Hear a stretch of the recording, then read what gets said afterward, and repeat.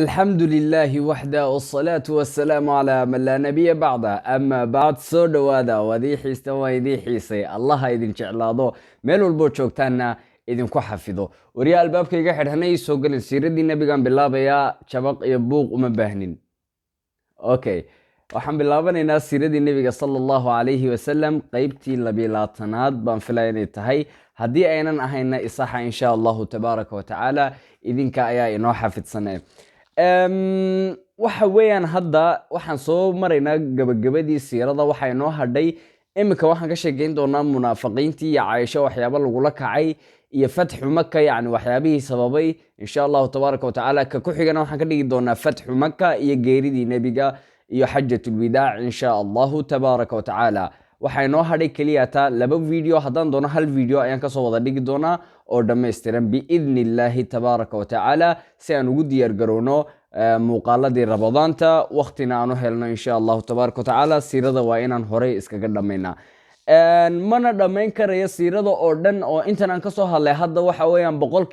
boqolkiiba laba ama boqolkiiba saddex keliyaataan kasoo hadlay aanan ka hadli doonaa yani ilaa dhammaadka siirada nebiga ma aha wax la dhammayn karayo ama lagu soo dhammayn karayo muuqaalo yaryar oo intan soconaya ama xalqado yaryar oo intan soconaya waa ay ka weyn tahay intaa weyna ka ballaadhan tahay waxaan ka bilaabaynaa maanta sanadii shanaad ee hijriyada insha allahu tabaaraka watacaala iyo munaafiqiinta ninkii ugu weynaa oo ahaa cabdillaahi ibnu salool cabdillaahi bin salool oo yaa tahay kuma tahay ninkan wuxuu ahaa maalintii nebiga sallallahu alayhi wasallam uu madiina soo galay nin ay dadka reer madiina sharaxdeen oo yacni madaxweyne ahaan ama boqor ahaan ay u maamuseen kadib markuu nebigu soo galay sallallahu alayhi wasallam way ka yimaadeen oo way iskaga soo carareen oo dhanka nebiga sallallahu alayhi wasallam ayay yimaadeen halkaas ayuuna kala qaaday nebiga sallallahu alayhi wasallam oo cadowtinimadiisii iyo colkiisana uu ka bilaabay xaqdiga iyo xaasidnimada iyo ciilka uu nebiga sallallahu alayhi wasallam u hayo waayo dadkii isaga intii ka soo jeedsadeen ayay nebiga u soo jeedsadeen wuxuu isku dayay inuu nebiga la dagaalamo ama meesha ka saaro taasna uu ku guulaysan waayey xitaa wuxuu la shuraakoobay nimanka la yidhaahdo yahuudda iyo nasaarada iyo gaaladii meesha joogtay wayna kari waayeen in ay nebiga nebinimadiisa ka saaraan ama ka qaadaan ama ay kala dagaalamaan ama ay cabdillahi ibnu salool wax u taraan intaba waa ay kari waayeen okay nebigu sal alla alay wasalam dagaalkii uxud kadib waxa uu ogaaday in ay hadda bilaabmeen munaafiqiintii allahu akbar weynagii kasoo sheekeynay dagaalkii waa kii 300 oo qof la soo noqday cabdullaahi ibnu salool ee dhahayniyow meeshaad noo wadaan waa halaagii oo kala kac oo asxaabta xitaa uu ku beeray mataqaanaay cabsi iyo magaranaysaay labac yar subxaan allah wuxuu kaloo ogaaday nebigu sal alla alay wasalam inay munaafiqiintu leeyihiin cod wain yaquluu tasmac liqowlihim kaannahum khushubun musannadah yaxsabuuna kula sayxatin calayhim hum alcaduwu ya muxamed faxdarhum qaatalahum allahu anaa yu'fakuun dagaalkii wuxuu usoo baxay nebigu hadda sal allahu alay wasalam dagaalkii bani mustaliq wuxuuna magaranaysaa nebigu wataa ciidan fara badan waxaana la socda sidoo kale munaafiqiin aad u fara badan allahu akbar talo maxaa dhici doona dagaalkii nebigu sal alay wasalam markuu kusoo guulaystay ee uu soo noqday meel ayuu fadhiisiyey asxaabtu ku dhahay bal halkan maanta ku nasta oo magaranaysaa ku irtaaxa subxaan allah meeshii marka la fadhiisiiyey addoommadii dadku ay haysteen ama ahaad addoommadii yani dadkii la haystay ayaa biyo loo dirsado lagu dhahay ceelkaa biyadee nooga soo dhaamiya waayahay bay dhaheen so cumar bn khadaab addoon uu lahaa iyo nin magaranaysaa ansaarta ka mid ah addoon uu lahaa ayaa meesha isku qabsaday oo dhahay sidee ayaad iiga hor dhaaminaysaa aniga biyaha iyo sidee ayaad iiga hor dhaaminaysaa meeshii marka la isku qabsaday kii kale wuxuu dhahay wardeeree ansaareed oo waa maxay dee sidee anigoo idinka idinla jira oo idinka idinka soo jeeda saa lay dhihi karaya kii kalena wuxuu dhahay warya aala muhaajiriin sidee anigoo muhaajiriinta kasoo jeeda oo reer maka sidee halkan magaranaysaa meeshii buuq baa ka bilaabmay oo labadii kooxood labadii qabiil ayaa la isku diray oo dadkaas ducafada ayaa sababtay cabdillaahi ibnu saloolna dab ayuu hoosta kasoo kicinaya uu leeyahay wuxuunu idinla imaaday maxamed waa kan eeg nebiga sal lay slam maalin maalma kadib isagoo dameertiisa saarna ayaa boodhkacay markaasaa cabdillahi ibnu salool intuusaa dhahay haddii aad gurigaaga naga joogi lahayd maxamedow ama makadaadii yaa boodhka ayaa waxaa nagumaadan kiciseen subxaan allah maad meesha haddii iska joogtid yani nebiga ciilka uu haya sala allahu alay wasalam awgeed subxaan allah adiga meeshii dab ayuu kusii qabtay cabdillaahi ibnu saloolna waa la isla kacay kadib nebigu sal ly slam uu xanaaqay wuxuu dhahay abidacwati aljaahiliya wa ana bayna dahraanaykum ma dacwadii jaahiliyada ma hadalladii yani yeedhidii jaahiliyada ayaad ku hadlaysaan iskugu yeedhaysaan aniga oo maanta dhexdiina jooga subxaan allah kadibna nebiga sal ly slam aqligiisa siyaasadiisa fikradiisa nebigu meel kasta waa cadiim meel kasta nebigu sal allahu alay wasalam waa cadiim lama gaadhi karayo subxan allah meel kasta isagaa ugu horeeya kaale iska arag cidna ha u sheegin nebiga sal allahu alay wasalam wuxuu ku dhahay ina kiciya markii waxaas ay bilaabmeen munaafiqiintiina hoosta ay dabka kasoo shidayaan nebigu asxaabtii dadkii wuxuu ku dhahay kaca ina kiciya halkee loo kacaya hadda umaan fadhiisanaybe may safarkan sii wadanayna waayahay uu waday waxay isdhaheen markaa duhur ayay ahayd markaas waxay isdhaheen asxaabtu markuu gabalku dhaco ayuu meelna seexin doonaa gabalkii baa dhacay nebigu sal slam wuxuu dhahay ilaa waaguu ka baryayey nawada wuu waday waagii baa ku baryey waagii markuu baryey haddaad seexanaysaan bay islahaayeen socdo buu ku dhahay nebigu sal slam weli nawada uu waday suu u waday baa markii xilliyadii duhurkii maalinta kale la gaadhay say u soo socdeen intii oo dhan ayaa uu nebigu ku dhahay haddaba hadda jiibsada asxaabtu waxay ku leeyihin wallaahi dhinaca ayaga dhulka muuna taaban ilaa waaban gamacnayba eeg taagtikada nebiga sal alla alay slam eeg siyaasadda nebiga sal alla alay wasalam dadkii wuxuu ku mashquuliyey yani hadalkan iyo munaafiqiintan waxaanay soo ma raba inaad asxaabtu iskula sheekeystaan ay ku wada hadhadlaan si markaasi ay wixii u qaraxdo oo magaranaysaa dhibaata meesha uga timaado wuxuu ku mashquuliyey socod iyo daal markii ay hurdoodeenna horey ka seexdeen waxyaabaha laguma mashquulinba allahu akbar sidaas ayay sameeyaan dowladaha maantuna oo shacabka waxay ku mashquuliyaan waxyaabo qaldan halka nebigu ku mashquulinayay shacabka wax wanaagsan iyagu waxay samayn jireen kuwan waxay sameeyaan heeso fanaaniin iyo waxyaabo lamida si siyaasadda magaranaysaay dadku aynan faraha ula soo gelin eeg waxyaabo qaldan ay ku magaranaysaay mashquuliyaan dadka nebigana siyaasadiisa eega sidaas ayuu u mashquuliyey warkiina weyba iska ilaaweenba subxaan allah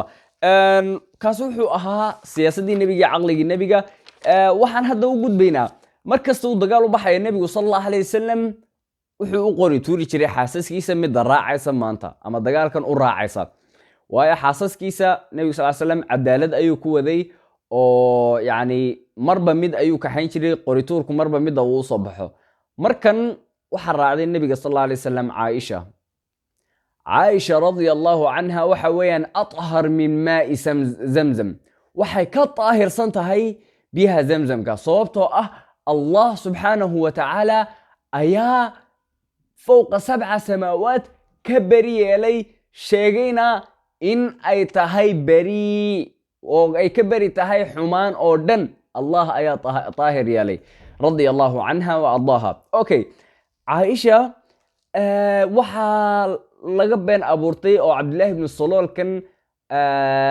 qisadu way dheer tahay insha allahu tabaaraka wa tacaala sida ugu muhiimsan inta ugu muhiimsanna waan ka soo saaranaynaa waanan insha allahu tabaaraka wa tacaala soo koobaynaa haddaad dhegaysataanna in badan oo idinka mida waad ooyi doontaan caaisha radia allahu canha nebiga sala allahu alay wasalam markan iyada la socotay dagaalkan kadibna habluhu markaa way fududaayeen oo yani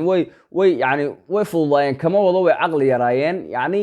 jidh ahaan mayna buurbuurnayn mayna naxnaxsanayn way fududaayeen adiga yani way dhuudhuubnaayeen oo khafiif ayay ahaayeen sidaas ayaan ka wadaa waxa dhacday caaisha radia allahu canha suuliye iyo masquulana ma jirine marka xaaje iyo wax loo baahan yahay banaanka ayaa loo yara bixi jiray oo meel yaroo ayaa la aadi jiray oo yani cidi ku arkaynin waa la iska soo xaajoon jiray waana lasoo noqon jiray intii dagaalka intii magaranaysaay dadku ay mashquulsanayeen bay caaisha dhaqaaqday oo istiri soo xaajo waa soo noqo intii xaajadeeda ku maqnayd waxaa la isdhahay awrkay saarantaho way fududahay yani ma cusla oo ma buurna awrkiinay saarantaa loo mariyey safarkii meeshuuba ka dhaqaaqayba markaa nebigu sal allahu alay wasalam mid ayuu u xil saaray asxaabtiisa ka mid ah in safarka uu ka dambeeyo oo markay dhaqaaqaan safarku saacada ay sii socdaan waxyaabaha ay meesha ku ilaaween inay wax ku ilaaween iyo waxyaabaha amticay waxa lagu ilaaway in uu meesha ka soo baadho uu indhaha soo mariyo haddii wax markaa laysoo ilaaweyna uu keeno oo mataqaanaa la siiyo qofkii iska lahaa. subxaan allah, waxay ka mid ahayd siyaasadda nebiga sala allahu alay wasalam. caaisha intii ay maqnayd bay safarkii dhaqaaqayba. caaisha waxay soo noqotay safarkii oo meesha jooginba. subxaan allah, cadceedday eegtay way iska yara jiibsatay. markay jiibsatay waxay isiri nebiga sal ly slam hadhow markuu ku arko waa uu kuu soo noqon doonaa, yacni marka lagu waayo lagu tabo waa laguu soo noqon doonaa. laakiinse lamaba tabinba. ninkii uu nebigu sal ly slam u diray in markaa uu alaabaha la ilaaway iyo waxa uu soo baadho ayaa sheeda ka soo arkay caaisha isagoo soo socda. markaasuu dhahay wallaahi dadkii waxbay ilaawayaa. markuu u soo dhowaaday buu arkay magaranaysa inay caaisho tahay. markaasuu dhahay xabiibatu rasuulillaah inna lilaahi wa inna ilayhi raajicuun. ma caaisha ayaa la ilaaway? allahu akbar. markay inna lillahi wa inna ilayhi raajicuun istirjaaca markay maqashay ayaa ay dhegteeda taagtay, soo kacday, boodhka iska tirtay, ishagoogtay, isdaday. subxaan allah. waxay ku leedahay wallaahi ilamuuna hadal keliyata wuxuu igu dhahay fuul awrkayga. awrkii bay soo fuushay. sidii uu u wadayna isagoona la hadlin iyaduna aynan la hadlin wuxuu keenay magaalada madiina. wuxuuna soo galay xilli duhur ah oo magaranaysaa cadceedda halkaa ay taagan tahay oo maalin cadday ah ayay meesha soo dhex galeen. kadibna nebiga sala allahu alayh wasalam aan idhaahdee cabdillahi ibnu salool oo ahaa munaafiqii ugu weynaa munaafiqiinta ayaa arkay. markaasuu dhahay ninkanay la soo tumatay, waxay intaasoo dhan u maqnayd oy nooga hadhay, ninkanay rabtay inay la soo tumato. waxaas ayay u geliyeen. ilaahay dhegihiina ha daahir yeelo, igana raalli noqdo ereygaas inaan ku hadla ma rabin, laakiinse uu iga soo baxay hadda.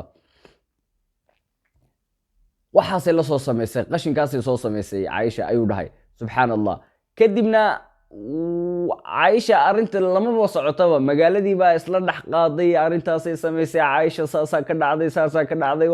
waa la wareeyey. dadkii markaa waxay u qaybsameen saddex: kuwa ka aamusay arrinkaas, iyo kuwa aaminay, iyo kuwa aanan aaminin.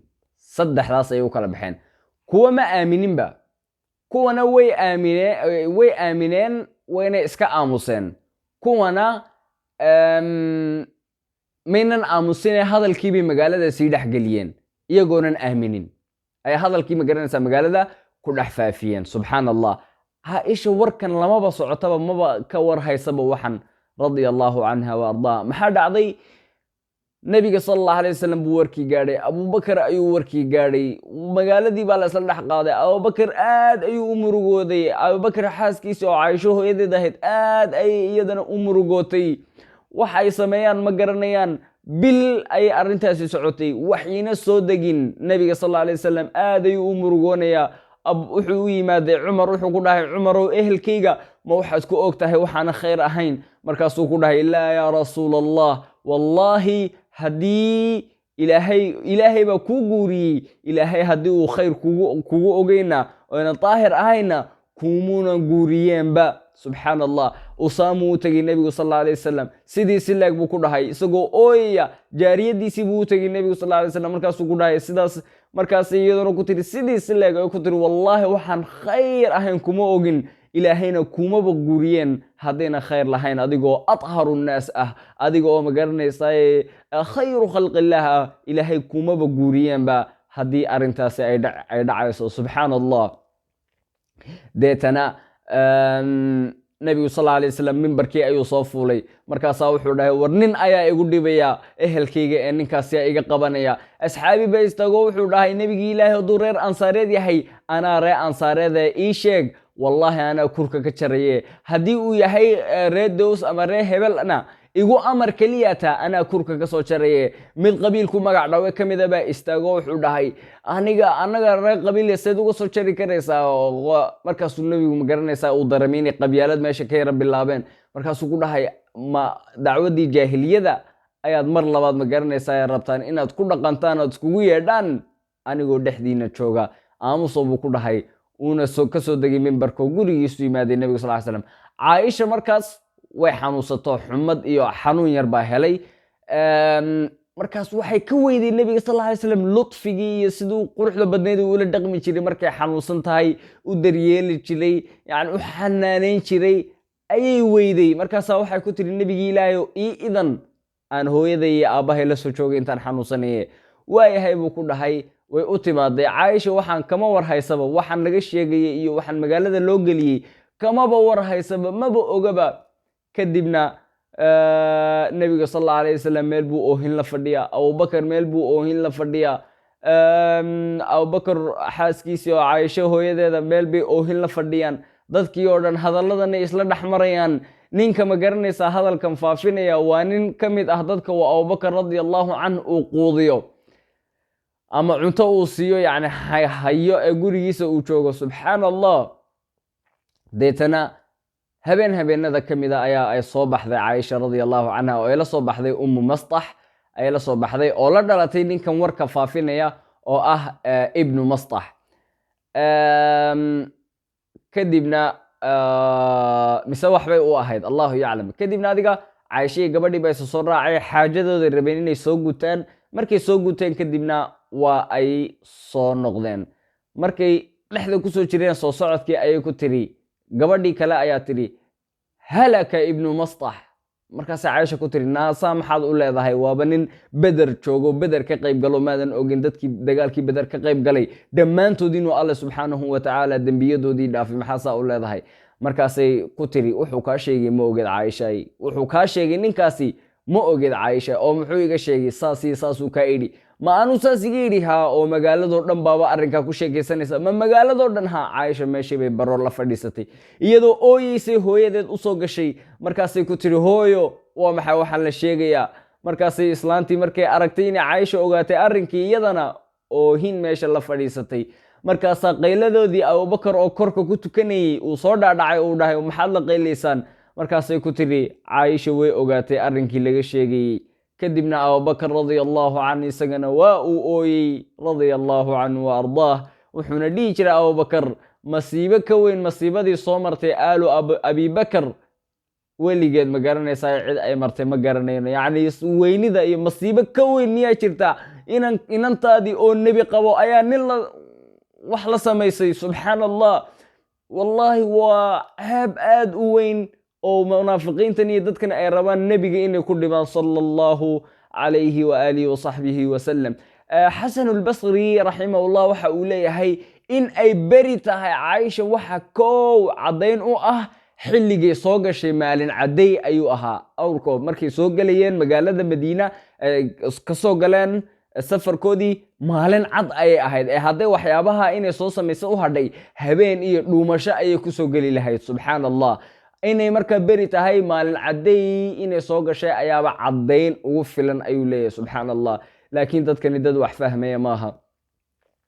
kadibna nebigu sal alla alay wasalam mimbarkiibuu mar labaad yimaaday. markaasuu dhahay war ehelkayga maxaad iigu dhibaysaan? uu ooyey nebigu sal alla alay wasalam mar maxaad ehelkayga iigu dhibaysaan dadow? maxaad waxaan iiga faafinaysaa? ma waxaan khayr ahayn baad ku ogtihiin dadkayga? ma waxaan khayr ahayn baad ku ogtihiin aalkayga?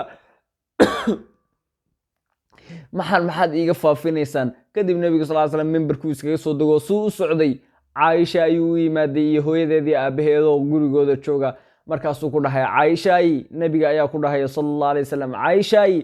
haddii arrintan aad samaysay ilaahay waa kuu dembi dhaafayaye ilaahay u toobadkeen, ilaahay u toobadkeen.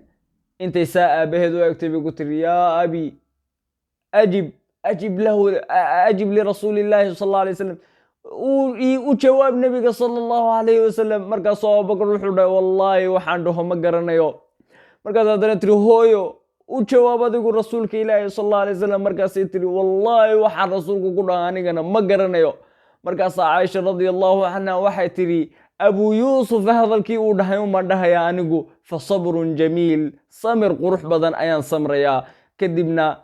waxay aragtay oohin ayay meesha la fadhiisatay. kadib waxay aragtay nebigii sal ly slam dhididaya. waxay dareentay markaa inuu waxyi kusoo degayo. markaas waxaa kusoo degay waxyigii beriga ka dhigaya caaisha oo in aynan waxaasi samaynin una qalmin inaa hadalka lagu dhaho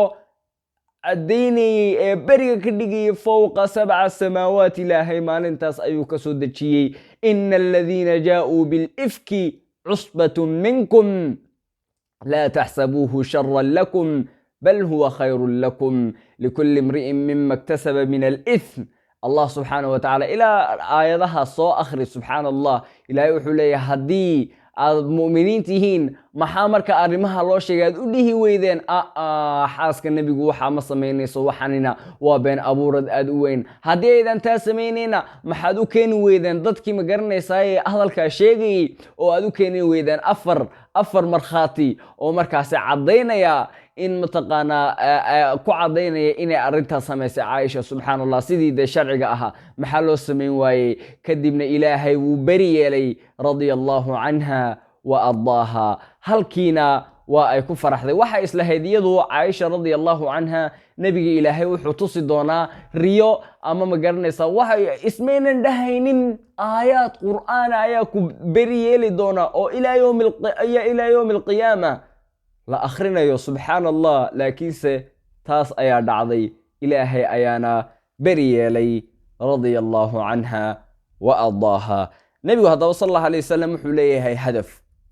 hadaf ayuu leeyahay nebigu sal ly slam hadafkiisuna waxa weeyaan gurigiisii yacni magaaladiisii maka ayuu u xiisay isaga iyo asxaabtiisa maka ayay u xiiseen waxay rabaan in ay aadaan maka waxay rabaan in mataqaanaa ay maka aadaan daarahoodii dadkoodii ay soo salaamaan soo bariidiyaan oo mataqaanaa ay subxaana allah soo arkaan maxaa dhacday nabiga sala allahu alayhi wasalam wuxuu u xiisay maka wuu u fikiray uu fadhiistay wuxuu rabaa yani inuu dagaal ku qaado ma rabo waa ilaahay baa ka mamnuucayba ka xaaraam baytullahi alxaraam ilaahay baa xurmeeyey kana xaaraam yeelay inaa meeshaas lagu dagaalamo sidaa awgeed ilaahay ma ogola inaad dagaal halkaas lagu qaado nabigu sal ly slam dagaal inaa lagu qaado ma rabo wuxuu rabaa si maskaxaysan oo kale inuu magaranaysaa ku galo habeenkii intuu fikray buu nebigu sal ly slam seexday wuxuu ku riyooday nebigu sal allahu alay wasalam iyadoo ay magaranaysaay timaha iyagoo xiiranaya xoolihii qalaya dharkii cadcadaayay magaranaysaay xurmada xidhan kadibna sidii ayaa waxa uu ku galay nebigu sala allahu calayhi wasalam magaaladii maka sidaas ayuu ku furtay yacni maka riyadaas ayuu ku riyooday nebigu sala allahu calayhi wasalam markuu riyooday kadib waxa dhacday markuu riyooday nebigu sal ly slam kadib aroortii markuu soo kacay wuxuu dhahay isdiyaariya dhammaantiin isdiyaariya way iswada diyaariyeen oo halkee loo baxaya dharkiina cadcadaayo xurmada wada xidha way wada xidheen makaan u baxaynaa uu soo kaxeeyey nebigu sal alay wasalam dhexda markay marayeen reer qureysheed arrintii way ogaadeen markay arrintii ogaadeen way ka hor yimaadeen nebiga sal alay wasalam odayaashoodii bay soo direen oo halkaa waxaa ku dhacay saxiixii xudaybiya ayaa ku dhacay saxiixa waxaa ka mid ahaa yani heshiiskii aan dhehe heshiiskii xudaybiya ayaa meesha ku dhacay heshiiska waxaa ka mid ahaa 10 sano ma soo geli karaysaan adigu maxamed oo 10 sano ma soo geli karaysid magaalada maka waayahay ka labaadna wuxuu ahaa ka soo islaamay adiga ka yimaada annaga noo imaada kuma soo celinayno ka annaga ka soo islaamay adiga ku yimaada maxamedow noo soo celi ka annaga naga yimaada naga soo gaaloobay adiga ku yimaada islaamana noo soo celi ka annaga noo imaadana kuma soo celinayno waayahay buu dhahay nebigu sal allahu alayhi wasalam asxaabtu way yaabeen waxay leeyihin nebigi ilaahi waa maxay dee heshiiska noocan la gelayso dadkan waa maxay sideed waxa uga ogolaanaysa laakiin nebiga sal allahu alayhi wasalam waa loo waxyi buu ku socdaa ee kuma socdo ma garanaysaa ra'yi iyo waxyaabaha waxyi ayuu ku socdaa cumar khataab wuu yaaban yahay sidee bay ku dhici karaysaa nebigi ilaahi annagoo xoog la oo markaan tabarta darnay waan kuwii maka naga soo saarayay annagoo xoog la hadda oo dagaalami karayna miyaasan buu leeyay nebigu sal allahu alayhi wasalam u kaadaya idinka istajiya aamusa shibta gala idinka ii daaya aniga kadibna nebigu sal allahu alayhi wasalam wuxuu ku dhahay yaa cali u qor heshiiska bismi illaahi araxmaani araxiim wuxuu dhahay raxmaan raxiim kumuu ahaa bismika allaahumma ku qor raxmaan raxiim haddaanu aaminsannahay sow kumaanaan rumayneenba bismika allaahumma ku qor waayahay ugu qor caliyo ugu qordhay bismika allaahumma min maxamed ibni cabdillaah rasuulillah ka tir buu dhahay rasuulillah kumaba aaminsaninba min maxamed ibnu cabdillaah dheh waayahay ugu qor caliyo markaasuu cali dhahay wallaahi inaanan ka tiraynin markaasuu dhahay nebigu sal alay wasalam kananaa ka tiraya itus nebigu waxma akhrin yaqaano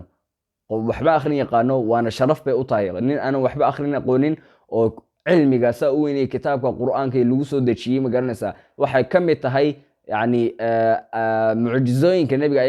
ayay ka mid tahay ma garanaysaa nebiyi lummiy ummiy waxa weyaan mid aanan waxna qorin waxna akhrinin nebiguna waxna muunan qori jirin waxna muunan akhrin jirin itus buu ku dhahay cali oo meesha ay ku qoran tahay ma garanaysaa rasuulillah uu tusay kadibna nebigaas gacanta ku masaxay oo ma garanaysaa meeshii ka masaxay iyagoo heshiiskii weli la saxiixin oona saxiixii la dhiibin ayaa waxaa yimaaday mid ka soo baxsaday dhankii gaalada ee qureysheed oo soo islaamay markaasuu dhahay yaa rasuul allah inii aamantu billaahi inii ashhadu annaka inii ashhadu an laa ilaaha ila allah wa annaka rasuulullah markaasuu dhahay kan iida ha i raace markaasuu dhahay may kanuu kii gaalkaabaa dhahay may heshiiskuba ku bilaabmayaaba kan waa ka ugu horeeyeen celinayno waaya sidii buu ku kaxaystay nebiguna sal slam wuxuu ku dhahay sabir nebigu sal ly slam asxaabtii wuu ku dhahay haddaba xoolihiinana qala timahana iska xira ina celiyana aan ku noqono magaaladii madiina waxay dhahay nebigii ilaahay oo anagoo ducafo markaan ahayn waa kuwii naga soo saarnay maanta awood ayaan leenahay waan iska dhicin karaynaa waa bil xurmo bishana lama dagaalamo reer makana iyaga laftarkooda yani mayna dagaalami jirin bilaha xurmada kadibna nebigu sal ly slam wuxuu ku dhahay xoolihiina qala timahana xiirta ina celiyana way diideen asxaabtii markaasa nebigu sal slam markaa dagaalkan waxaa soo raacday bay ahayd nebiga sal ly slam yani markan safarkan waxaa soo raacday umu salama radia allahu canha ayaa soo raacday bay ahayd umu salama uu soo galay nebigu sal ly slam uu ku dhahay halaka qowmuki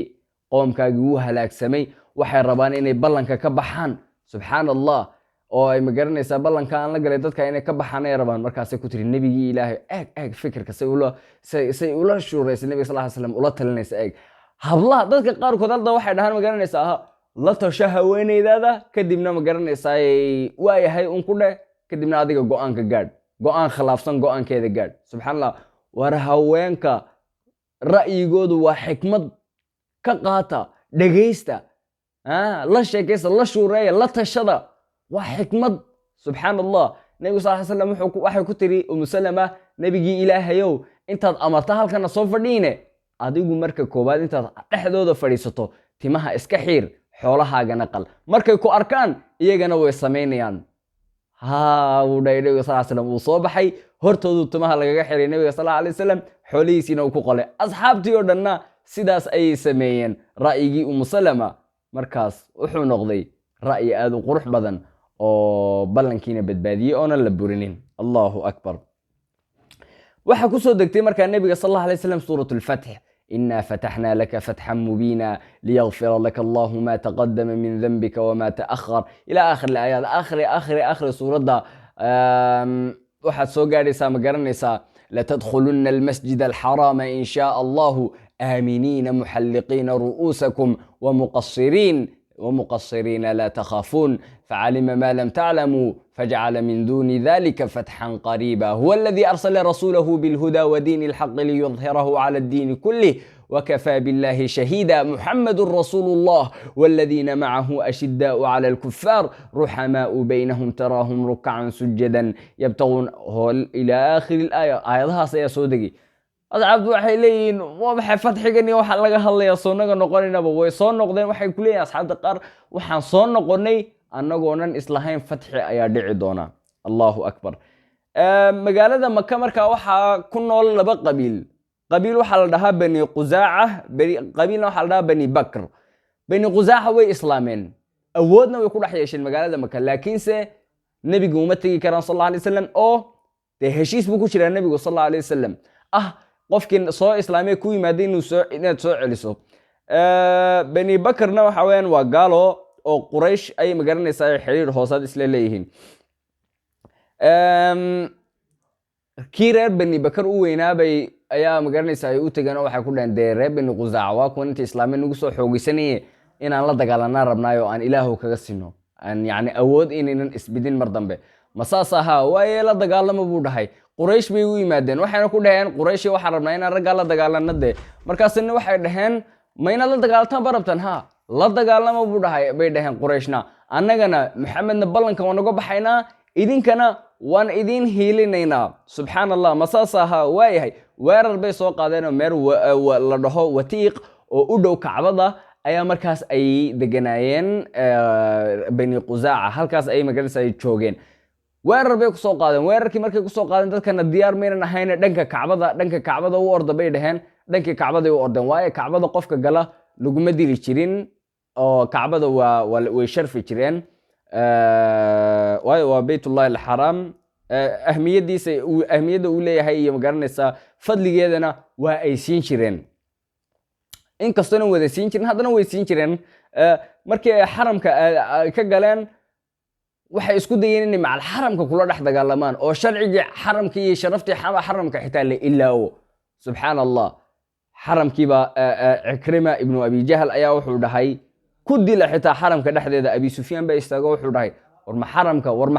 warma xaramkaad la isku dilayaa markaasaa waxa uu dhahay nawfal markaad wax xadaysaan aad wax kala dhacaysaanna xaramka waad ku kala dhacdaan waad iskaga kala xadaan markaad rabtaan inaad rag iska dhicisaanna waxaad leedihiin maxaramka war waan dagaalamaynaa bay dhaheen meeshiina 10 nin ayaa lagu dilay oo ku nafbaxay oo reer bani qusaaca ka mid ah kii reer bani qusaaca ugu weynaa bay u yimaadeen oo ay ku dhaheen magaranaysaa de arrintaasaa dhacday camaar nin la dhaho buu ku dhahay istaag adiga kac soco waxa saad u socoto ha seexanin buu ku dhahay saad u socoto hoos ahaan u baxo saa u socoto nebiga sallallahu alayhi wasallam u aad una sheeg in ay qurayshi ballankii ka baxday wuxuu dhahay habeen iyo maalin ayaan soo socday mana nasanin buu dhahay mana istaagin mana nasanin saan u socday nebiga sallallahu alayhi wasallam ayaan u soo galay ayuu dhahay habeen iyo maalinna waan u soo socday waxaan u yimid masaajidka nebiga iyo nin isla jooga marka xaatim radiyallahu can ayaa nebiga sallallahu alayhi wasallam la joogay oo wasiir uga ahaa qabiil kale labadaas isla joogay nebiga iyo ninkaas xaatim la dhaho radiyallahu can wuxuu dhahay markaa camaar waxaan ka cabsaday inuu xaatimkani ogaado yani inaa ballankii laga baxaya arrimahaasoo nebiga inaan si gabay ahaana ugu sheego ayaan jeclaystay buu dhahay waxaana dhahay buu dhahay yaa rab innii naashadtu muxammada ina qurayshan qad akhlafuu mawcida ونقضوا ميثاقا مؤكدا ونقضوا ميثاقا مؤكدا وانصر هداك الله نصرا مؤبدا وادعوا عباد الله يأتوك مددا يعني سقبيا أي وشقي مركز النبي يقول لها تعال ناصرك الله قال الله كقوليه بحيث ما ينقرش مركز صاحب يقول لها بلنكين ويبريين وين خيامين kadibna reer qureysheed abi sufyaan baa iskugu yeedho wuxuu ku dhahay niyo ballanka dad ka baxdeen hadduu maxamed ogaado isagoo ordayuu idin soo geli oonan idin maqlaynin hadalna idin ka maqlaynine ya maxaan samaynaa meesaanaan samayna muxuu ku dhahay may waxaasoo dhan looma baahna aniga u tegay maxamed oo ma garanaysaa markaa dhahaya ma garanaysaa waqtiga noogu kordhi ballanta yani mar labaad kama soo bixi karna fursadna si yani aan ballanta ku sii ilaalino waayahay masaasaha wuu soo baxay suu u soo socday abi sufyaan wuxuu u yimaaday nebiga sallallahu alayhi wasallam markaasuu ku dhahay nebigii ilaahayow waxaan u baahannahay inaad waqtiga noogu yara kordhiso cahdiga yani ballanta waqtiga aad noo yara kordhiso markaasaa wuxuu dhahay nebigu sallallahu alayhi wasallam miyaad ka baxdeen ballankii nebigu intuuna abi sufyaan u imaan ba asxaabtii la fadhiidu ku dhahday abi sufyaan baa hadda soo socdo idiin imaanaya wuxuuna rabaa in aan magaranaysaa ballanka ugu kordhino nebigu wuxuu iska dhigay markuu abi sufyaan u yimaado waxaan mid aan waxbaba ogeyn markaasuu ku dhahay oo maxaa dhacay abi sufyaanow carabi ballanka way ilaalin jirtay ma ballankii baad ka baxdeen subxaan allah markaasuu dhahay nebigii ilaahay ahaaye fursadna si kuma siinaya buu ku dhahay nebigu sallallahu alayhi wasallam okay wuu ka soo dhaqaaqay abubakar buu u yimaaday ninkan abi sufyaan 20 sano nebiga sallallahu alayhi wasallam la dagaalamay abubakar buu yimaado abubakaroo buu dhahay haa nebigaaga nooga shafeeca qaado noo weydii inuu noo ogolaaday inaa magaranaysaa waqtina siiyo oo muxuu idin dhahay nebigu uu diiday buu dhahay cahdigii maadaama burinay uu diiday in magaranaysaa waqtina la siiyo dee hadduu nebigii ku diiday aniga maxaad igu imaanaysaa buu dhahay waaba intaan sugayne ood naga dhaqaaq. uu ka soo tagay abubakarna cumar buu u yimaaday. cumaroo saas iyo saas iyo saas wuxuu ku dhahay cumar, ballankii ma ka baxdeen? ha wallaahi habeen iyo dharaarba ilaahay waxaan ka baryay inaad ballanka ka baxdaan. ma ka baxdeen? ha alxamdulilah buu dhahay. haddii cidna aynan ila soconin, quraanjo keliyaata ila soo dagaal galayso rabta inay maka ila furato, wallaahi waan idinla dagaalamayaa buu ku dhahay. cidina iyadoonan ila socon, quraanjada ayr keliyaata naml hadday ila socoto oo ay ila dagaal galaysa saan maka u furto, wallaahi waan idinla dagaalami lahaa, waan soo geli lahaa, waan furan lahaa, ayuu leeyahay cumar. naga hor dhaqaaq. abi sufyaan sharafta egsada oo looga dilayo, sharaftu say uga dhimanayso. markaasaa uu soo dhaqaaqay. wuxuu u yimaaday xasan iyo xuseen, cali ciyaalkiisii. mee cuthmaan buu u yimaaday. cuthmaanna wuxuu ku dhahay naga tagniyo, nebigii baa aduu ku diiday, maxaad anaga noogu imaanaysaa? si uu socday buu u tegey, ma garanaysaa faatima bintu maxamed radia allahu canha, ina nebi maxamed faatima. markaasuu ku dhahay faatima aabbaha aduu ku jecel yaheenoo waxay ku tiri, war ma raggii intaad ka timaadad annaga noo imaanaysa, war orod ragga la sheekayso, orod annaga aha noo imaanine. ma saas ahaa? wuu ka soo tegay. eeg sharafta say uga dhimanayso. haddana wuxuu u yimaaday abnaa cali, xasan iyo xuseen, ilmo cali ibn abi aalib ayuu u yimaado ku dhahay, idinkuu nebigu idin jecel yahay oo idinkaa ma garanaysaa sayidaatu ahli ljanna, sayidiina yani sayidada ehelka jannada idinkaa ah, ee nooga shafeeca qaada aabihiin awowgiin, idinkuu idin jecel yahay. markaasay ku dhaheen, ma annagoo ciyaalaad noo imaanaysaa, orod dadka waaweyn la sheekaysa, arrimaha dadka waaweyn ayay khuseeyaan, annaga ciyaal banahay, waxba nagama khuseeyaan. saas ahaa. waayahay. meeshii wuu iskaga soo tegay abi sufyaan, wuxuuna ogaaday in nebigu sal alla alay wasalam uu soo weerari doono maka, isagoo aamin ahna uu soo geli doono, furanna doono. allahu akbar. halkaasna waxaa ka bilaabantay nebiga sal alla alay wasalam isagoonan cidna u sheegin inaa maka loo socdo, ayaa uu dadkii ku dhahay, safar baan gelaynaa, isa soo wada diyaariya. way iswada diyaariyeen, wayna soo raacay iyagoonan ogeyn meel loo socdo. waxaana halkaas aan ku joojin doonaa qisadan maanta soo wadnay, oo aan ka bilaabi doonaa fatxu maka qaybta ku xigta in shaa allahu tabaaraka wa tacaala. waxaan idinkaga tegayaa nabadii ilaahay dushiina ha ahaato. haddii aad wax ka faa'iiday qisadan, ama aad ma garanaysaa ku qiirootay, ama shucuurtaada ma garanaysaa ay soo jiidatay, ama ma garanaysaa nebiga sallallahu calayhi wasallam siiradiisa qayb ka mid a aad maanta ilaa halkan la soo gaadhay dhammaadka muuqaalka oo nala baratay, ha naga ilaawin ducadaada. ha naga ilaawin. lacag kaama rabno, maal kaama rabno, hanti kaama rabno,